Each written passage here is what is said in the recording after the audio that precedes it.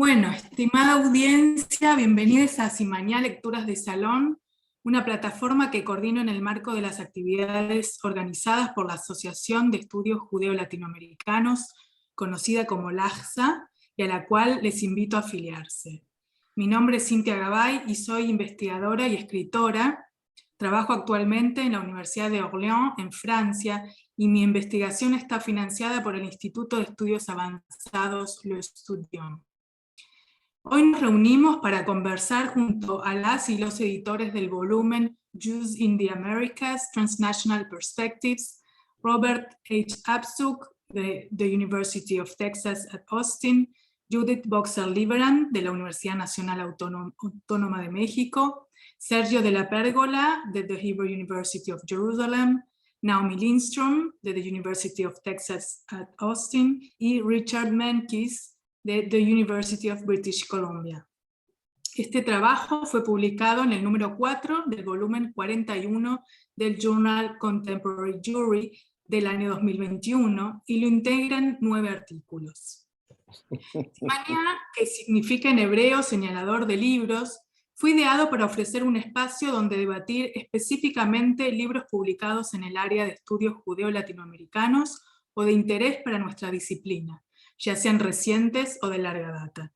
De modo que les invito a todos ustedes a presentar libros con nosotros, independientemente de si son ustedes los autores o bien lectores curiosos y consideran que, por dar solo algunos ejemplos, es necesario leer juntos La vida a plazos de don Jacobo Lerner, de Isaac Goldenberg, La identidad judía en la literatura argentina, de Leonardo Senkman, o La morada en el tiempo, de Esther Seligson. Este es el espacio ideal para hacerlo de forma colectiva. Y aquí les dejo en el chat el enlace donde poder presentar su propuesta. No funciona, bueno, lo voy a hacer después, disculpas. Los encuentros de Simaniá alientan el debate multilingüe tan característico de las culturas judías, siendo las lenguas oficiales del LAJSA el castellano, el portugués y el inglés. Estamos, sin embargo, predispuestos a integrar en Simaniá otros idiomas.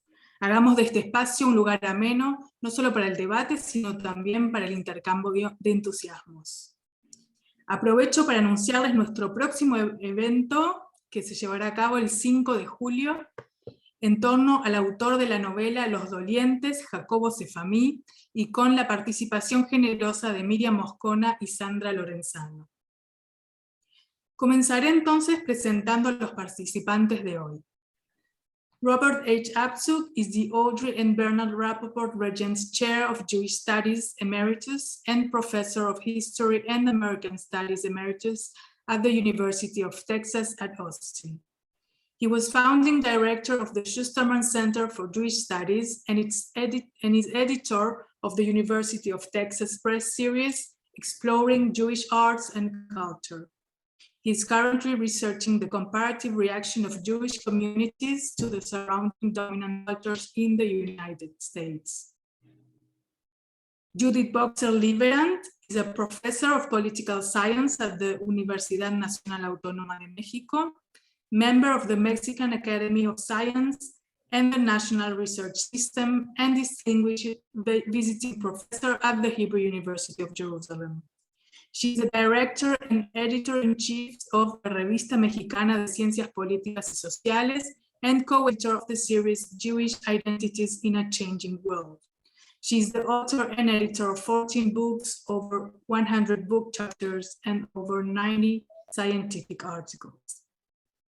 Sergio DellaPergola is Professor Emeritus and former Chairman of the Harman Institute of Contemporary Jewry at Hebrew University of Jerusalem.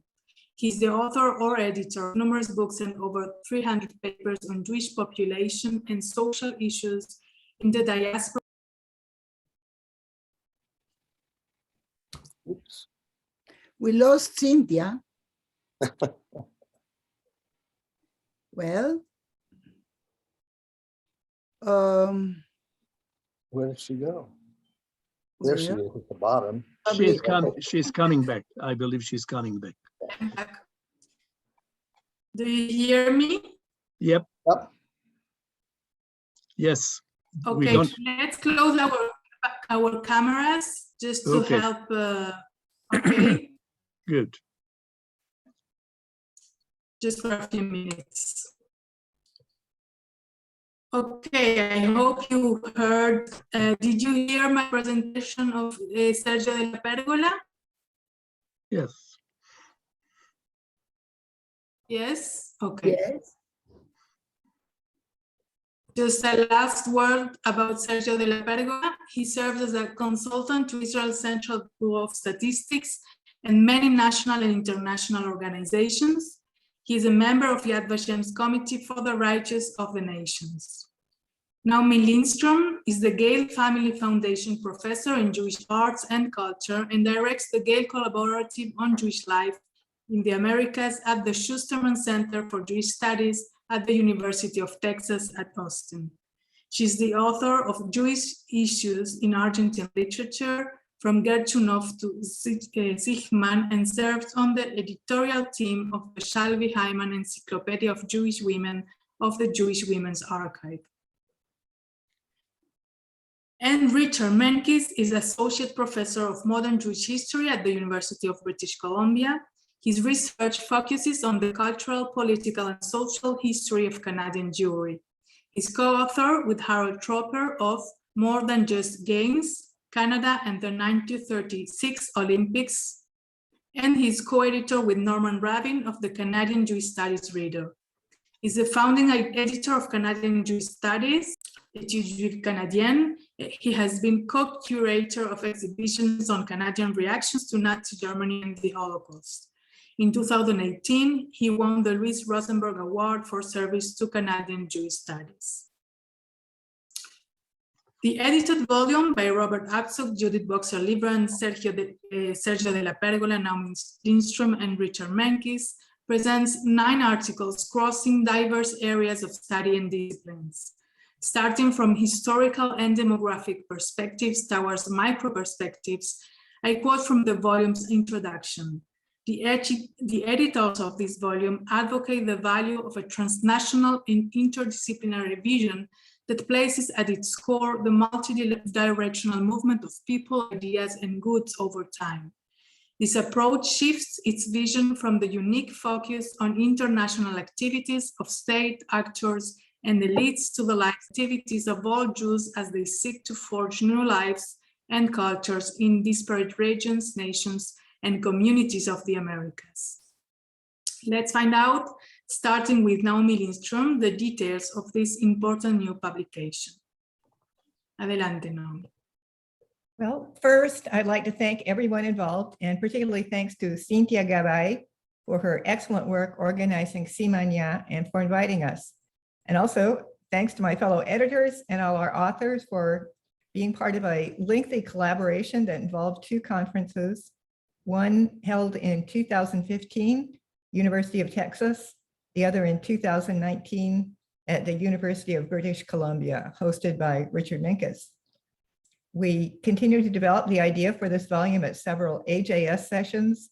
And of course, this being the current era, many exchanges of email and Zoom calls were also involved as the volume came to fruition. The fundamental idea that we were working with was to bring together a group of scholars studying Jewish life and cultural production in Latin America, Canada, and the US, and very interdisciplinary group. We did not want to dictate any specific methodological approach, especially since our researchers were coming from very diverse disciplines. However, we did ask very firmly that all the participants take a transnational perspective on their respective topics. I'd like to note that the special issue we're launching today, entitled Jews in the Americas, Transnational Perspectives, is the most interdisciplinary number ever of the journal Contemporary Jewry, the Journal of the Association for the Social Scientific Study of Jewry. It goes beyond social sciences and history, which the journal normally covers, to include literary and cultural studies. And I'm hoping this might be a harbinger of things to come. You might notice that 4 of the 10 authors of our new volume, if you had a chance to look at it, are active in LAJSA. So let's hope for continued cooperation between the ASSJ and LAJSA. LAJSA always being a little short on social scientists. We always notice that we don't have quite enough. And ASSJ obviously being perhaps too heavy. Not that you can ever have too many social scientists, but a little short on cultural studies. So let's hope for continued cooperation, especially if the ASSJ continues to evolve in the direction of inclusivity. And Judit, who is the current president of the ASSJ, may have some clues to give us as to future directions. Now that the volume is published, I've been having some second thoughts that you all have, what we might have done differently, what we might do in the future.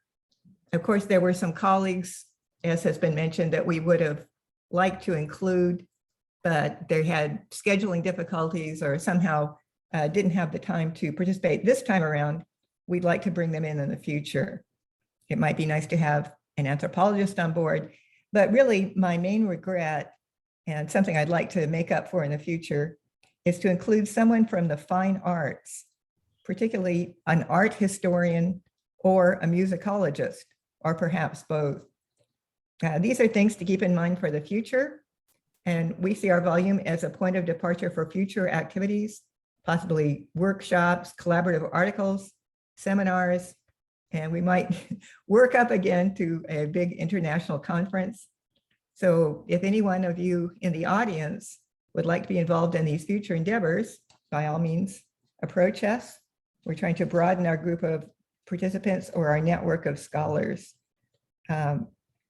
One question that especially deserves our consideration, where are we exactly in the study of Jews in the Americas? Meaning projects that cover Jewish populations and Jewish cultural production in Latin America, US, and Canada. Just in the past few years, we've seen a really notable proliferation of Jewish studies projects and publications whose title includes that key phrase, in the Americas. They include compilations of primary sources, particularly the ones put together by Laura Liebman and her collaborators, conferences, compilations of essays, lecture series, and entire programs. But where is all this activity actually heading? And what sort of conceptual frameworks are being developed that might orient this proliferating field of study? Some kind of organizing framework is needed. So I think that when a field of study grows very rapidly, it's always useful to have some sort of review of the research carried out. And I would be interested in us doing a review of the research article, looking at how this in the Americas, Jews in the Americas thing has worked itself into our respective disciplines. It could produce a sort of roadmap to the current state of research on Jews in the Americas. And it would also be a great opportunity to suggest future avenues of research. And there, of course, there will also be lots of room for individual research topics. I've been mulling over one myself, having to do with Jewish intellectuals in the Americas who not only cross borders, but also cultivate more than one public or more than one following, now that we're in the age of followers.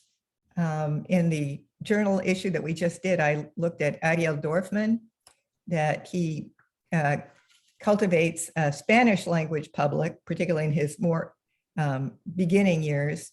Over the years, he's evolved more toward speaking to an English language public, but he still goes to quite a bit of effort to maintain his Spanish readership. The topics are not necessarily the same. The approach is not necessarily the same. And in addition, in very recent years, Dorfman has been more willing to discuss his Jewishness, his Jewish background. And so he's cultivated the sort of sub-audience of people who are eager to hear Ariel Dorfman talk about his Jewishness and about Jewish topics versus his larger general topic public who is not really particularly interested in Jewish topics. So he has an English language public, a Spanish language public, and now this Jewish issues public. And I think there are quite a few authors and filmmakers who do this thing of cultivating publics across borders that are not the same group of people and do not really have the same interest in what they read or view. So in conclusion, I'd like to stress that the volume represents a project that is very much ongoing. And again, anyone interested in participating in future ventures, please approach us. Thank you. Okay. Thank you, Naomi. We will continue with Robert. Yes. Well, I think Naomi said an awful lot that we're doing, and it was a great summary. I just want to say that I was thinking about how much work would need to be done to do a really decent job, and I think all of the present people will be retired by then, by the time it really gets some substance. I'm reminded of a conference, one of my fields is psychology, of history of psychology, and I attended a neuroscience presentation at which the very first speaker, who was noted to be, at that time anyway, the very most important total representative of the scholarship of neuroscience, said, it's a very impressive field, but you know, we only know a scintilla of what is out there. And it's a field that will change every day, every month, every year. I'm not sure actually that Jewish studies is as complicated as the brain, but one of the ways in which I see our project, and have seen it for a long time, is to begin a concerted effort to put things out there, these articles, for instance, that inspire people to do a similar sort of research if it's possible. And I want to say one thing about the origins of the project, the pre-origins maybe, is that when I was asked by the Dean of Liberal Arts to create the Schusterman Center, I said, well, I want to create something that's not just a cookie cutter example of a Jewish studies program any place. I want us to draw upon the materials we have at the University of Texas and really concentrate on becoming a place where people want to congregate, not simply doing the usual curriculum. And he was thrilled by that. And I really do think so, because in fact, he has been he just retired himself 2 years ago, along with me. But he has been supportive beyond imagination for these years from 2007 to the present. And I also want to say that one of the things that was very important to me, and I've said this many times, but I called up my wife and said, guess what? I'm doing this. And I talked to the, not the director, but the person in student affairs at Hillel, guess what? And then I called Naomi and said, look, you are a key part of our future. And because one, I don't know anything about Latin American Jewish studies. That's the negative part. But the positive part is Naomi has for so long been in the field and knows the resources of the Benson collection, of Lilas, that she was a key person. But one of the unexpected things, and this is for Latin American Jewish studies, is that I began to attend regularly the Association for Jewish Studies meetings. And the first couple of times I was invited to sit with the Latin Americanists. And what a wonderful experience that was. In the distance at these dinners, there's always a speaker, and then there are people who, you know, dispute everything he said or she said. And here we were sitting way back and enjoying ourselves. Another glass of wine, discussion of family. And very far from the fray. Now, that's very unacademic of me, but it was a wonderful introduction, not only to Latin American Jewish studies, but to Latin America. I have been to Mexico, but that's about as far as I've gone. And so thank you very much, Naomi, and thank you very much, Latin American Jewish Studies, because one of the wonderful things that Naomi did was bring the annual meeting or semi-annual, no, biannual meeting to Austin, and where I met a lot more scholars. So that said, what I want to say about my own interest, because it's kind of unusual in terms of my background, in scholarly background, is that I'm a historian of religion in the United States. And that means being a historian, basically, if you want to look at the whole, a historian of Protestantism and how it grew. And, you know, I would sometimes write about something and then send it to a minister friend of mine who would check out whether I understood Protestant theology well enough to say this or that or something else. And luckily, that's been okay. And also a historian of psychology. My work in Jewish studies is all about, or has been all about, America and the Holocaust. And that's been well received, and that's great. But what I want to do, now having learned a lot more about the total picture of Canada, Latin America, is move to a different sort of study, the study of everyday life of Jews in various settings within these regions. And it struck me that nobody, or very few people, write about Jews who don't have a reputation, who aren't scholars, aren't writers, aren't musicians, who just live their lives in very different ways depending on the setting. And one of the things that's important about that study is obviously the lack or the presence of a Jewish community of some size. But the other is very important, is what are the relations of these individuals and the communities to the broader dominant culture, whether it's Protestant or Catholic or mixed. What's it all about? And that has changed, of course, drastically in all of our lifetimes, and unfortunately seems to be backpedaling a little these days, at least at the extreme right.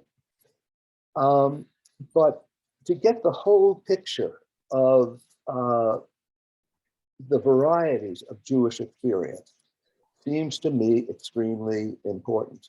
And one of the ways to do that is not only do it in one country, that I'm very used to, but to learn lots more about that question in Latin America, in Canada, which perhaps is most similar, but still very different than the American Jewish community. And I want to conclude, I don't know whether I'm close to overtime or whatever, but I want to conclude with one little anecdote, which perhaps illustrates it. I'm a New Yorker by birth, went to places, college at Harvard, graduate student. I was a graduate of Berkeley's PhD program, always where there were lots of Jews and Jewish communities, and with different experiences. But having married a woman who came from Billings, Montana, 42 years ago, I got to know this very different than New York community, a city of, when she was growing up, 50,000 and now breaking through 100,000, in a state where there are about 1 million plus Jews, and everybody knows how hard it is to count Jews. But in any case, I knew the New York experience pretty well. But then I met the rabbi. They had just appointed a rabbi at this very small congregation, which I found out was advertised as 300 families, but that was counted at the high holy days when Jews from Wyoming, Jews from the Dakotas, Jews from Idaho all came in for services and then promptly left. So not much of a community. And I asked her what life was like. And she said, well, and the first thing she said, well, let me give you an example. I'd like to date, she was single, I'd like to date a Jewish man, but not too many around. And so she got onto JDate, I think it's called. And finally, her first date was with somebody in Denver. That was multiple hours away. This is not New York. This is not Berkeley. This is not the Boston area. And it seems striking to me that that was a very interesting example. Now, I want to say one other thing, which is that anti-Semitism has been a favorite topic of Jews, and for very important reasons, as we all know. And in Montana, actually, because of various anti-Jewish, anti-Semitic actions, it's been highlighted in that state. But what I have in mind is balancing that with, again, the everyday life of Jews who aren't affected by at least overt anti-Semitism and who go on, after all, in a country that has embraced us, basically. So that's where my transnational perspective goes in, and not neuroscience, but Freud is in there too, and any number of people. But that's what I have to say. Thanks. Thank you, Robert. We will continue with Sergio.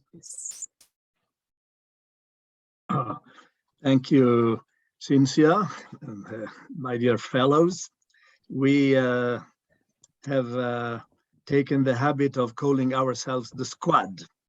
And in fact, a lot of camaraderie has emerged among us, the 5 editors of the volume, in the course of this project. So let me really start from by being personal.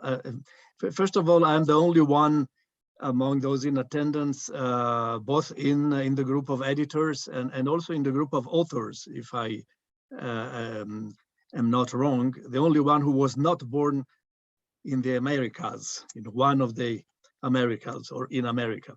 In a sense, I am a foreigner, and in theory, I do not belong.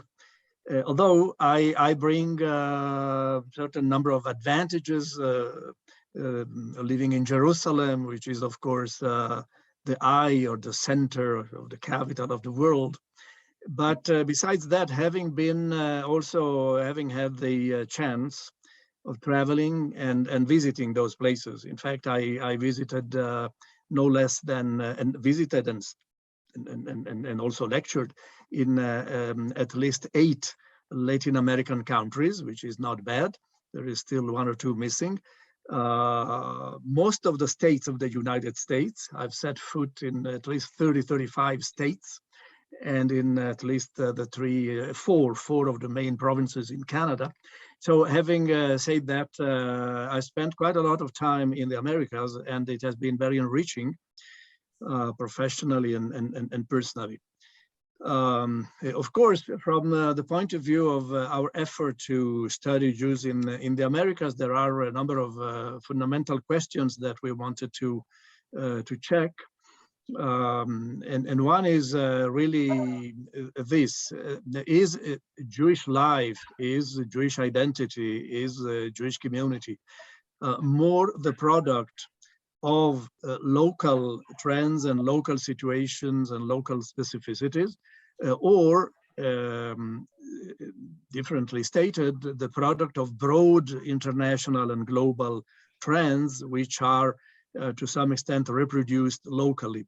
That is, which comes first? Now, of course, both components, the local and the transnational, are very important in describing and trying to understand Jewish life. But I think our effort was really aimed at trying to understand some of the fundamentals, and not just by just opposing one next to the other, but by trying to investigate certain types of deeper interactions.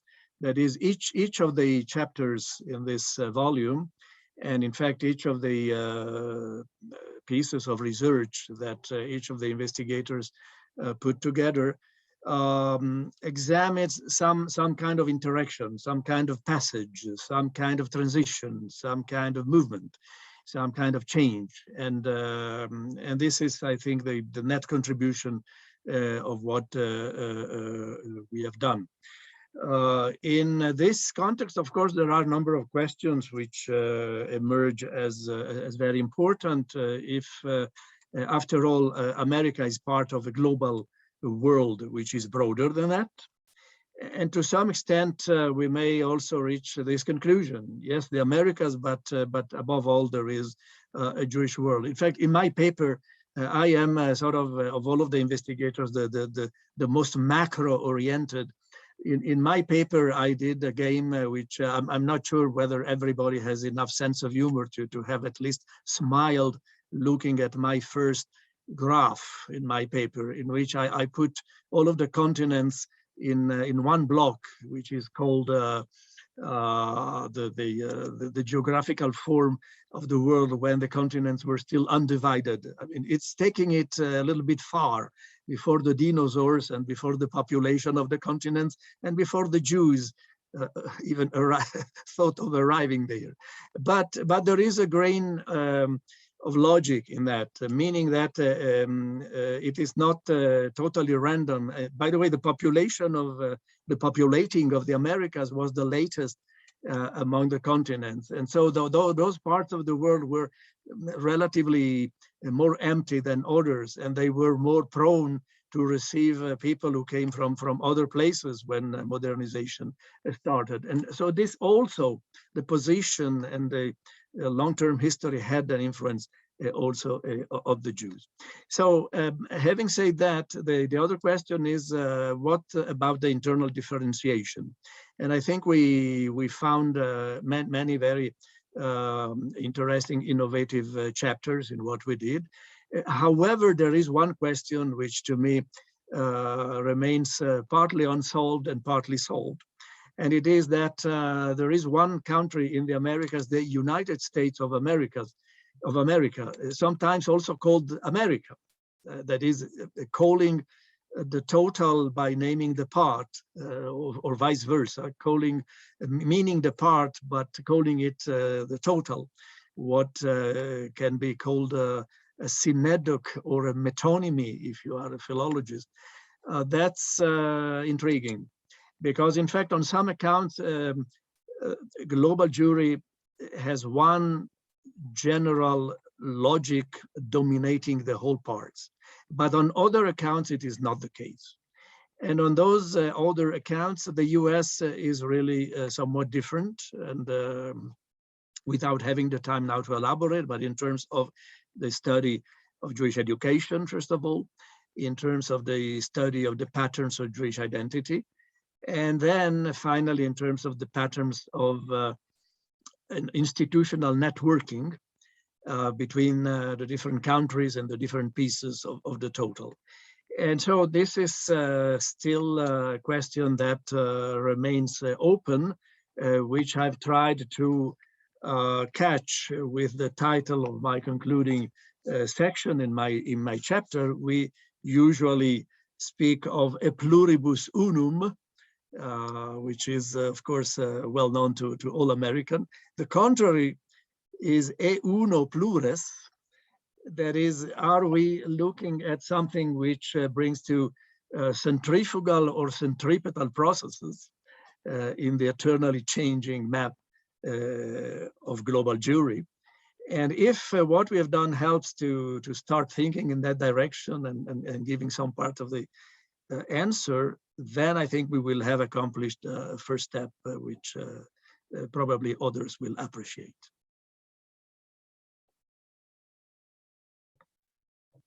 Thank you very much, Sergio. We will continue with Richard, please. Thank you. First, I'd like to acknowledge that I teach at the University of British Columbia, Vancouver, which is on the traditional, ancestral, and unceded territory of the Musqueam people. So, and I also want to thank Cynthia for organizing this salon and for giving me a chance to get together with my colleagues again, because I very much appreciate having spent this time working with my colleagues who are coming from all these different disciplines, approaches different than my own, from which I've learned. And if I can just maybe share with you, sort of give you all a bit of a Vorspeise, an appetizer of what's in that volume, so that you can appreciate it the way that I do. I mean, I've learned so much by working with the social scientists who work on the macro social issues, like Judit on the transnational underpinnings of diasporic institutions, or Sergio, who uses his large sets of data plus the beginnings of from the beginnings of history or prehistory to develop a broad comparative framework that underscores similarities and differences in key issues, for example, Jewish education. And then I suppose more consistent or more in tune with some of my background in the humanities and history is to take a look very specifically at how people, goods, and ideas crossed borders, and how gatekeepers sort of treated these crossings. And so, again, if we look at some of the studies in our volume, we've got, as Naomi said, her study of Dorfman, who was his own gatekeeper, if you could say so, modifying his work for English and Spanish readerships. Daniel Feinstein, who talks about Rabbi Marshall Meyer, who looked to find an equilibrium between American conservative Judaism and liberation theology. Groups of individuals like Dalia Wasner looking at the students of Boas, who came to Mexico and influenced the cultural and political scene. Laura Limanich on Chabad emissaries and their circuits from the US to Argentina and then back. And Pierre Anctil looking at networks of Yiddishists between Canada and the rest of the Western Hemisphere. So these studies that are macro and micro, very much convey the value of the broad disciplines, as well as looking at the Americas more generally. And I've appreciated it so much. And in fact, it makes me think, like, what could I have done better in my past research, and how much could I have highlighted this in my past research? And very briefly, I just want to say that the one area perhaps that I'd like to see more in, and that was discussed by those perhaps by some of the scholars, perhaps more of those who do history, is to take a look at the ways in which our transnational histories intersect with other broad phenomena. Sergio talks about geological drift. I'll talk about empires, another big topic. And I think it's important for us to think about trans Jews in the Americas in the context of empires and imperialism. And so, for example, if in my research in the past, my earliest research dealt with a Jewish merchant family from 18th century France and their networks. Well, that connects up with French Empire and explains connections that are ultimately between France, but also between Montreal, Saint-Domingue, which became Haiti, Martinique, Saint-Pierre, and then places in Louisiana and New Orleans. And then after the slave revolts of Saint-Domingue and the migration, I mean, we don't talk about those who went from Saint-Domingue, from Haiti, to places like Philadelphia. So there's a story there of the Americas that perhaps isn't told.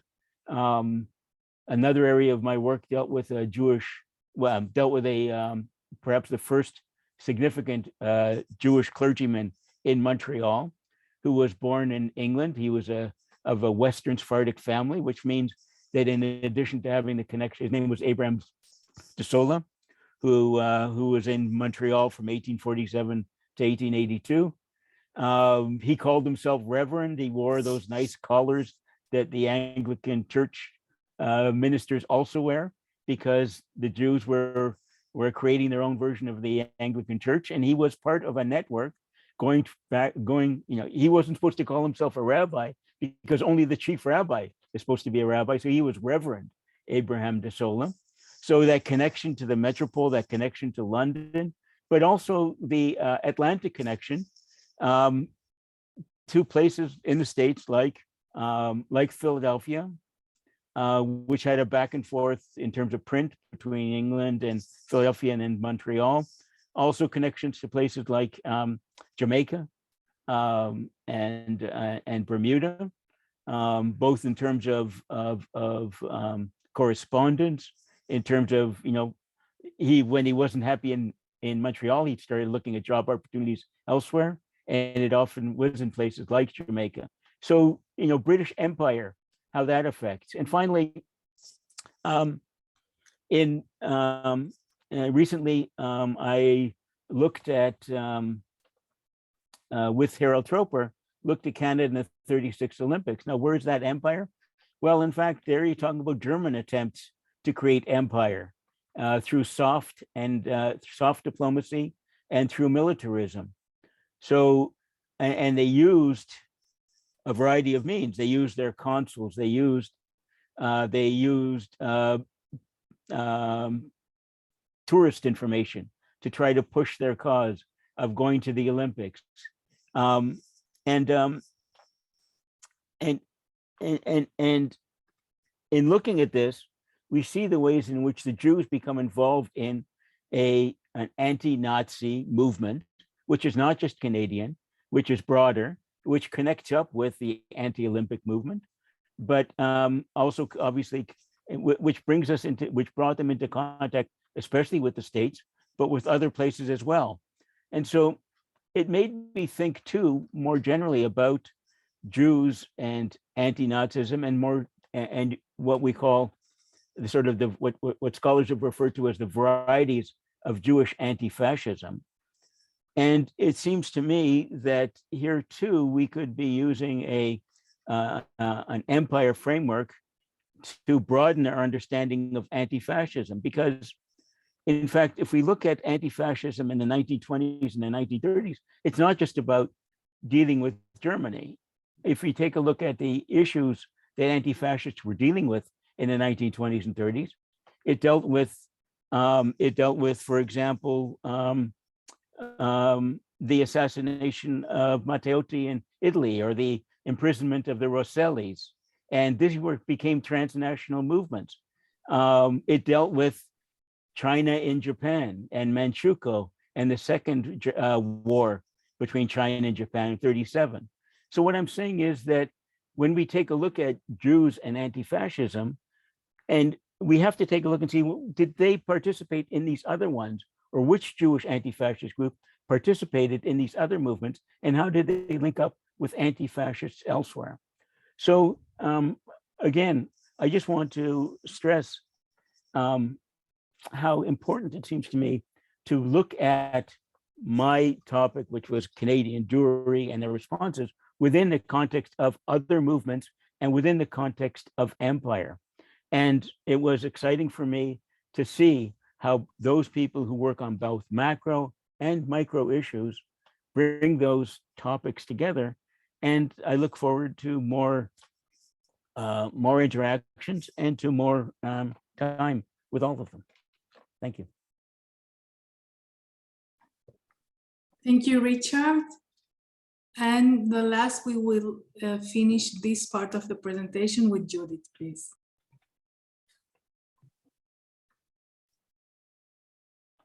You're still muted.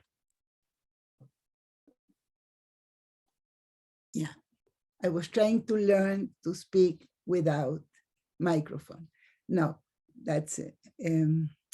I was saying that I'm truly pleased to be here today with my colleagues and with you, Cynthia. Thank you very much for this invitation, and with our participants. And well, I like the tone of this conversation that brings the intersection in between the individual experiences, personal experiences that we had through this project, and what we aim, what were our, I would say, academic and intellectual goals. So let me first, on this personal note, but not only personal, it has a very strong, I would say, intellectual connection, to recognize Naomi's work with us over all the development of this idea.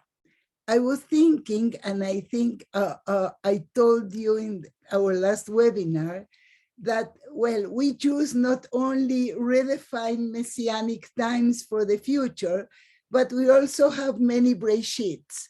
And when I listened to you, Bob, I remember another Breshit that was brought to the Schusterman Center, and I remember Naomi's participation in a workshop we had in Jerusalem, and how she so, I would say, so attentive and so brilliantly discovered the potential and the need to reflect on the region, Latin America, behind the national configurations, and from there to the north, to the States, and to Canada.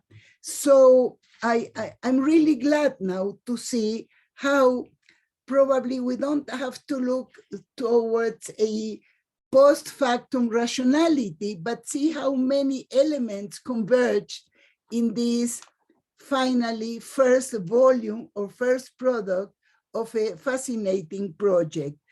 I must tell you, when Richard just said that when he thinks what he would have researched differently now with this transnational perspective, that I also remind that one of my first, I would say, productive and not only disruptive debates in Jerusalem with my Latino Americanist friends and colleagues was about the weight of transnationalism, recognizing that transnationalism is not a level that denies nor the global, nor the regional, nor the national, or the local, but it's the way we look and how things are articulated.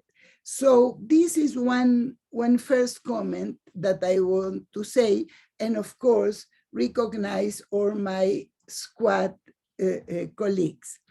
Then I want to just refer to what was, to my understanding, okay, we have an introduction, and the introduction is very well explained, but every one of us has some sort, I would say, of reference with what to deal with, how to cope, how to address it. So the first question for all of us was, how many Americans, right? How many Americas, sorry, Americans many, how many Americas? One, too many. And we recognize that the concept is not univocal, and we have different regions, and we have a single ideal entity, and also many realities. But we come also from the Jewish history and the Jewish experience that has its own diversity, inner diversity and variety. So what was our goal? Indeed, to look at what was the founding reality of the Americas and of Jewish Americans, North and South. Of the Americas, because I will follow Wallerstein and Brodel, the Americas were an extension of Europe that founded a world system.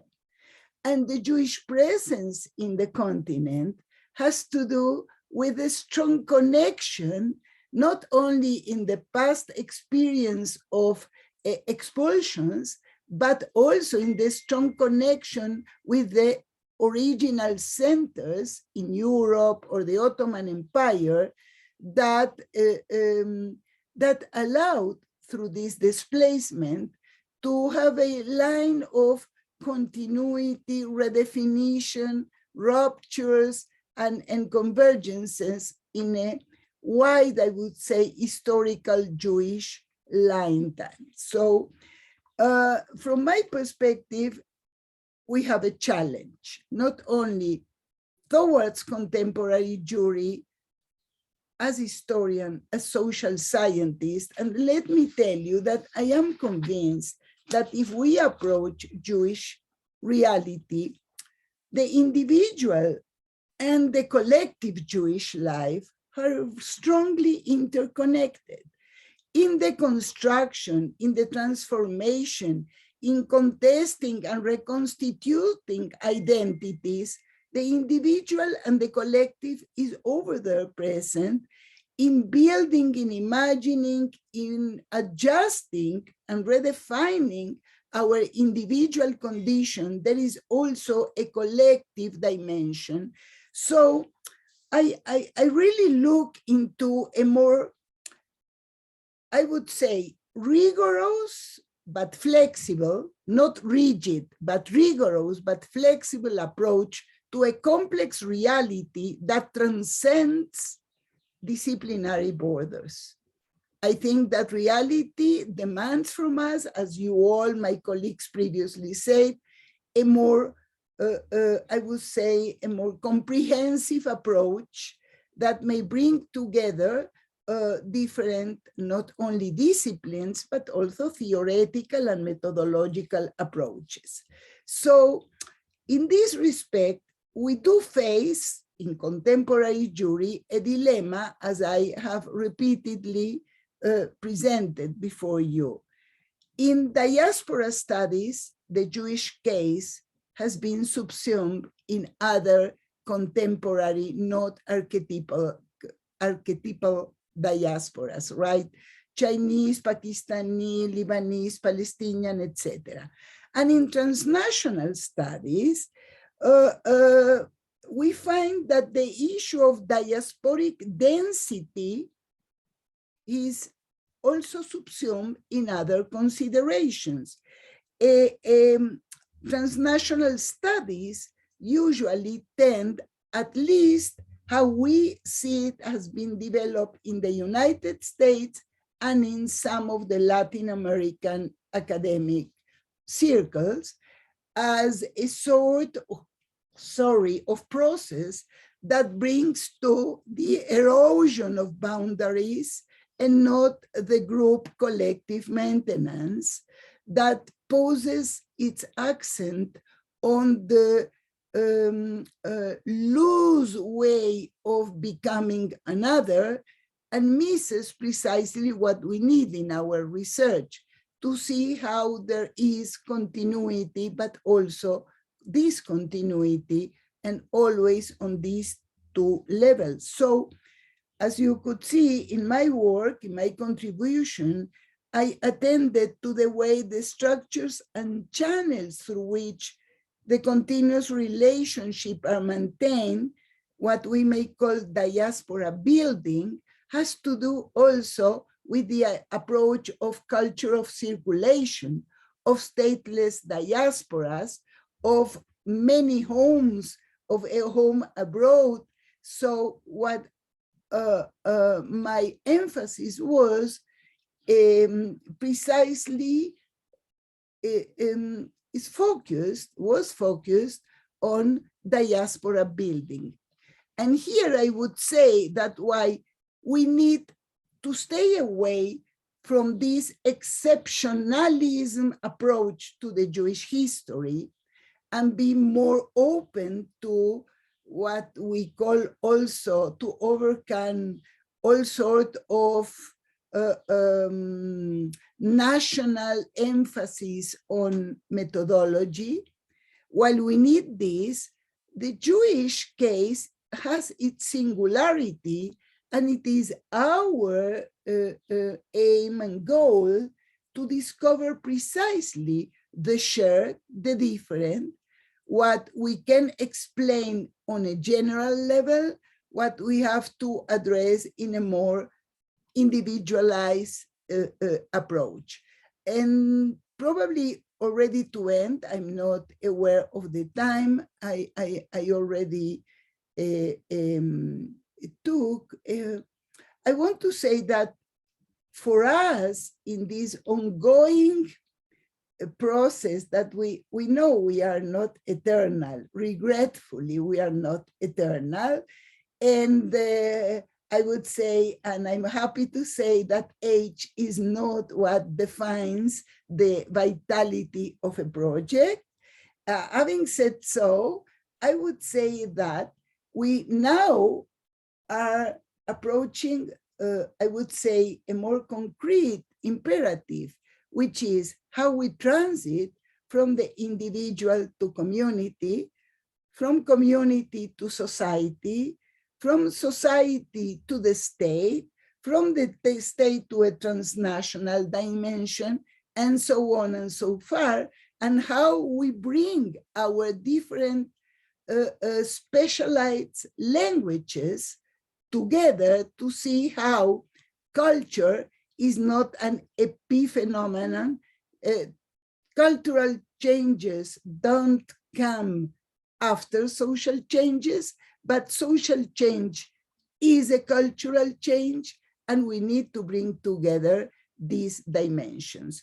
So I happily would say that in my concluding remarks, I posed in front of myself several questions that I don't have the answer after 2 years of COVID, regarding the openings of closure of national borders, regarding nationalism and transnationalism, and overall regarding the interaction in between the diasporas communities and the state of Israel. This is a very, I would say, a relevant question, and well, up to here I will expose what I think were our main contributions. Thank you. Thank you very much, Judit. Thank you, Cynthia, also. Sorry I didn't thank you at the beginning. No, you did. You're very welcome. And I was very pleased to hear all of you. And I wonder if we have in the public some questions. I would be happy to open the space for them. Well, what I see, if I may, in the screen, I see the name, I don't see the face, but our regards to Florinda Goldberg, whom I see is connected to us. That's what I wanted to say.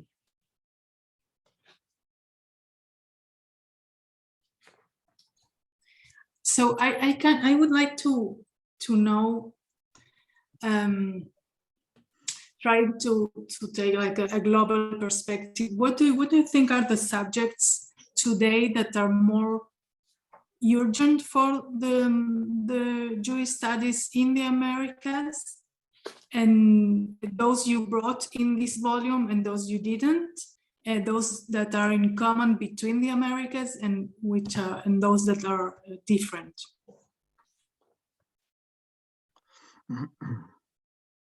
You can all of you can answer, of course, or just one of you.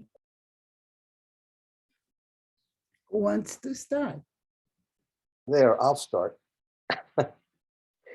Thank you. Behind all of these approaches, and it seems to be a matter of public debate constantly, or Jewish public debate anyway, is what we're trying to do is in some ways will give at least a partial answer to the eternal questions of who is a Jew, what does it mean to be a Jew, and obviously it means different things in different cultures. And it would be important, I think, to recognize that that is a background question that one can't answer. Well, some people think it can be answered directly, but that certainly I don't think so. And it really is a contingent.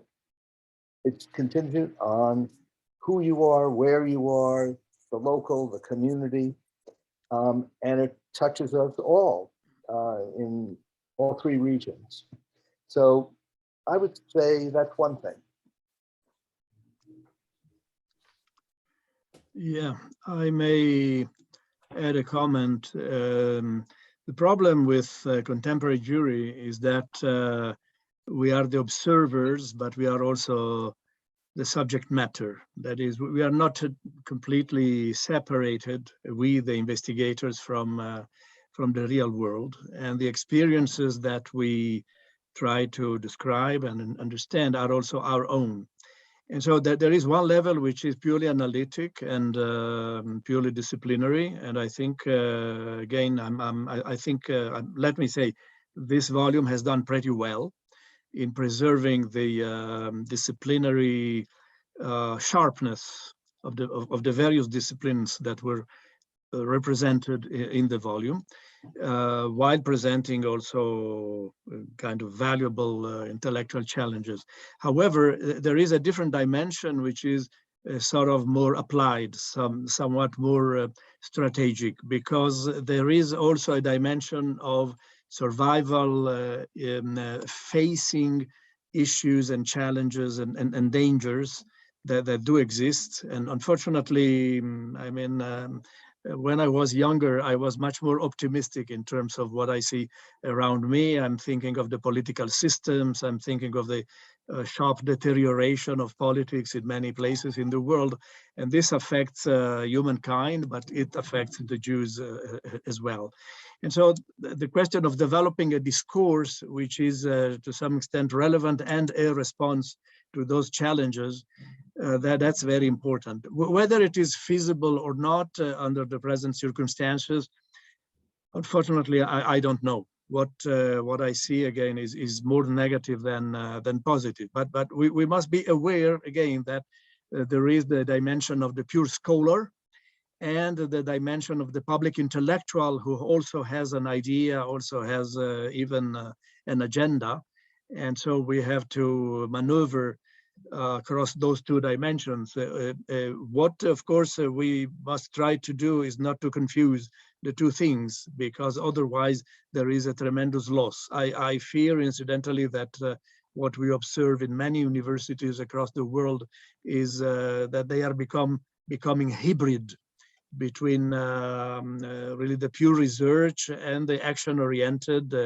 Both are legitimate trades, of course, but the confusion between the two is a bit problematic. And so therefore, these are, I think, the big challenges that we and the future generation will have to tackle. Well, if I may continue your line of thought, and yesterday, as I shared with the colleagues, we had a editorial board. I think that probably a chapter should be entitled, Weber and Marx Revisited in the 21st Century, right? Either we go to the scientific as a vocation, or we go to the 11 theses of Marx, right? So we have learned a lot, and I agree with you that confusion is really very dangerous. However, I do think that as, specialists in the humanities and in the social sciences, analyzing the current situation may allow us to bring some light instead of only have the public base, for example, in journalism. That's my opinion. The concept of the public intellectual is truly very, very wide, and it may be a rigorous public intellectual that wants to share her or his knowledge with a wider public of academics and lay people, or there is the always, I would say, ideologized, extremely ideologized, running away from his knowledge or his scientific knowledge. So I agree, this is what we have in front of us. I believe that political scientists that have researched Ukraine or Russia or the history of Russia and its imperialist, let's say, vocation, are enabled to share with us some knowledge about what is going today without immediately taking a position or a defensive, or you see what I mean? So I agree, this is what we need. And for sure, I would say that for me personally, one disappointing point of a policy-oriented research is the always incognita if the people in charge of decision-making want or don't want to see data or serious reflection on their reality. That's what I want to add. Thank you very much to the three of you. I think Any Florinda other wants to talk. Somebody famously said, "Once don't confuse me with facts." So you, Judith, Don't confuse me with facts. Oh yes, yes, yes. So that's the idea that you were saying, of course. So good to see you, Florinda. Well, I haven't read your volume, so I really cannot speak about that. But I can say something of my own experience in my latest work and research. What's happening is, okay, maybe it doesn't have much to do with what you're saying and you're done, but that's what I was thinking while I was listening to all of you. During a few decades, and a few decades ago, we were facing the issue of identity and of hybrid identities with the confessed or not confessed desire to arrive to some stable structure of identity. We were facing hybridity, but we were looking to some way to make hybridity feasible in non-hybrid terms. You're right. And the more, my field is literature. And once, a few years ago, I had the chutzpah of saying in some congress that issues that are circulating in social space generally arrive to literature before they arrive to the desk of the serious investigators. And what I see is that this this goal of coherent identity is no longer valid.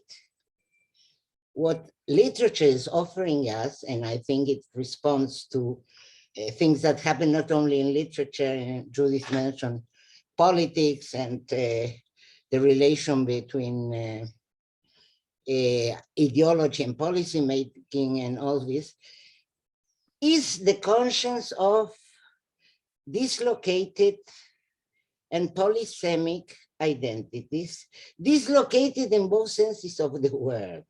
In the root sense of the word, dislocated, out of place, out of location, but also in the sense of non-coherence, of mixed up, of non-ordered identities. And maybe this is really the challenge that the new world is offering us, and the challenge we have to face, because all those instruments, and I experienced this in my work in literature, all the tools we had, when the idea was that the desired thing is coherence, are not working anymore for these dislocated and polysemic identities that I face in literature. And I imagine that probably you face in all the other areas. So maybe it's time of revising our toolbox and think what kind of tools we have in it, okay? Okay, I don't know if that was clear. That was excellent. I have on this a metaphor, which I hope you will all appreciate. I mean, as you said, we see this in identity. We see this dramatically in politics, because what has really gone wrong is the contemporary state, the US, Israel, Italy, the European Union, you name it, everywhere is a big mess. So the metaphor I like, and in fact, I started writing a book, then I had not time to go ahead, is called The Broken Mayonnaise. Oh, that's wonderful. That's wonderful, I know. Mayonnaise is a wonderful thing when it is well done and compact and stable. When it breaks, it is disgusting. And that's what has happened, I think, to identities and to societies, something that somewhat hold together because of the chemistry and the moleculae. Once it's broken, it's a mess. And I think this is a concept that has some potentiality. Sergio, I can teach you how to repair a broken mayonnaise, but following your metaphor, so maybe what we have to do is to look for recipes that broken mayonnaise can apply to them. Maybe there are, I don't know. I have very serious doubts, but... Okay, but... Well, okay. well, let me add, I'm not a specialist in broken mayonnaise, and at first I didn't know exactly what that means, but I would say that the example you brought about literature being a terrain where complexity and uncertainty express themselves, I agree with you. I think that this phenomenon of what Jose Joaquin Brunner called, right, this phenomenon of macondismo, right, as Macondo, as Garcia Marquez Town, as an example of when literature can open and horizonalize. That's very important. So in this regard, I would say that without rejecting the rigorosity of our disciplines, times have come that that demand from us really a more, as I said, a more flexible, a more contemporary approach of these uncertainties that may bring together economics, politics, history. No doubt, history is essential. It's the mother of the social sciences, right? The problem is that it has been located in the Faculty of Humanities. If it would have come to the Faculty of Social Sciences, we would have intersected and interacted in a more fruitful way. That's my opinion. I want to add that also in literature, and in this kind of difficult situation of having to review all our concepts of identity, the Jewish issue has a privileged place, because even non-Jewish authors are discovering that what they seems to them knew now, as far as the identities and hybridism go, it's an old story for Jews. So non-Jewish authors are appealing to Jewish themes in order to make them a way of arriving at conclusions for other kind of problems. So it's the old story of Well, elephant and the Jewish issue, but it seems to be valid also for elephants. not only for elephants, Florinda. The point is, I mean, the Jews as the mobile, always universal signifier. The risk is that we become a de-Judaized entity, you see. So Yeah, it may happen. It may happen. it's Hey, it's also really- interesting. If it happens, it's also interesting. Of course. Just let me, if I could, add 2 points to this very interesting question, and maybe be a little more optimistic or hopeful, I should say, rather than optimistic, which is that, and maybe this is just the United States, I don't know, but having lived now a good many decades and watching Jewish communities undergo all sorts of change, and also having been, at least recently, at a university, it seems to me that there's a dissolution, perhaps, of older identities. There's a non-coherence that happens, out of which there's a generational rebirth. I mean, there's one of the most important movements among young Jews in America is the reboot.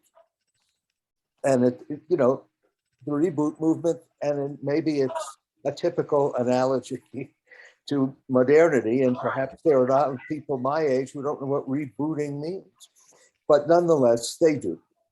And I think one of the things that has always bothered me about the way in which not only Judaism, but in general, religions are captured, snapshotted, is that they always are snapshots, the Pew Reports, all the others. And seems to me one of the most important factors that it's very hard to deal with is how over a lifetime, one's sense of identity changes.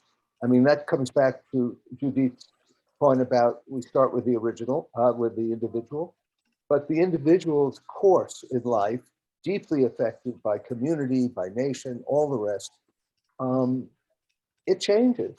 And there's no telling what, you know, what is around the corner. A little bit you can figure out, but, and that's not saying the world is beautiful these days, but in fact, I'm quite pessimistic.